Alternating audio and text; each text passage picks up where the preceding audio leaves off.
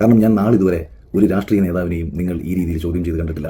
ഒരു മാധ്യമപ്രവർത്തകനും ഒരു രാഷ്ട്രീയ നേതാവിനോട് നിങ്ങളുടെ അഭിപ്രായങ്ങൾ മാറുന്നത് എന്തുകൊണ്ടാണെന്ന് ചോദിച്ച് കണ്ടിട്ടില്ല. കാരണം അവർ എല്ലാ ദിവസവും അഭിപ്രായങ്ങൾ മാറ്റിക്കൊണ്ടേയിരിക്കും. മിസ്റ്റർ അഖിൽ, ഞാനൊരു കാര്യം പറയട്ടെ. ഈ രാഷ്ട്രീയക്കാർ നിലപാട് മാറ്റുന്നുണ്ടെന്നൊക്കെ പറയുന്നത് ശരിയാണ്. പക്ഷേ അവരുടെ നിലപാട് മാറ്റത്തിന് ഒരു പരിധിയുണ്ട്. ലൈക്ക് കോൺഗ്രസ്സുകാരനാണെങ്കിൽ ആ കോൺഗ്രസ്സുകാരൻ്റെ രീതിയിൽ അതിൻ്റെ ഉള്ളിൽ കിടന്നേ അവർ മാറത്തുള്ളൂ. അതേപോലെ ബി ജെ പി ആണെങ്കിൽ ബി ജെ പിനെ സപ്പോർട്ട് ചെയ്തിട്ട് അതിൻ്റെ ഉള്ളിൽ ചെറിയ നിലപാട് അങ്ങോട്ടും ഇങ്ങോട്ടും മാറ്റും. മനസ്സിലായോ? നീ ചെയ്യുന്നത് ഇവിടെ നിന്ന് നേരെ അങ്ങോട്ടേക്കാ.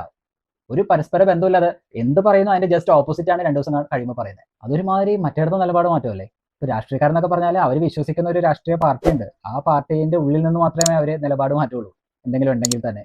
അപ്പൊ അതുകൊണ്ട് നമുക്ക് അവർ നിലപാട് മാറ്റി നമുക്ക് പറയാം അവൻ കോൺഗ്രസ്സുകാരൻ അല്ലെങ്കിൽ അവൻ CPM കാരനാണ്, അവൻ അങ്ങനെ പറയൂ. ആ രീതിയിൽ നമുക്ക് സംസാരിക്കാം. പക്ഷെ നിന്നെ മനസ്സിലാവുന്നില്ല, അതാണ് പ്രോബ്ലം. മിസ്റ്റർ പ്രഭാകർ, എനിക്ക് നിങ്ങളെ മനസ്സിലാവുന്നില്ല. ഇന്ന് കോൺഗ്രസിനെ സപ്പോർട്ട് ചെയ്ത് കഴിഞ്ഞാൽ നാളെ നേരെ പോയിട്ട് കോൺഗ്രസ് വെറും അലമ്പാന്ന് പറയും. BJP അഴിമതിയാന്ന് പറയും. അപ്പൊ തന്നെ പറയും BJPയുടെ വികസനം ഒരു രക്ഷയിൽ അടിപൊളിയാന്ന് പറയും. സത്യം പറയാൻ നിന്റെ നിലപാട് എന്താണെന്ന് മനസ്സിലാകാത്തതുകൊണ്ടാണ് നിലപാട് മാറ്റി പറയുന്നു എന്ന് പറയുന്നത്. എനിക്ക് തോന്നുന്നു നിങ്ങൾക്ക് നിലപാട് എന്ന സാധനം ഇല്ല, അതുകൊണ്ടാണ്. അതായത് ഇപ്പം മഴ പെയ്യുകയാണെങ്കിൽ ഓക്കെ, എന്നാൽ നമുക്ക് ഇങ്ങനെ സംസാരിക്കാം അല്ലേ. നാളെ വെയിലാവുമ്പോൾ വെയിലാവുമ്പോൾ നമുക്ക് അതിനെ മാറ്റി സംസാരിക്കാം.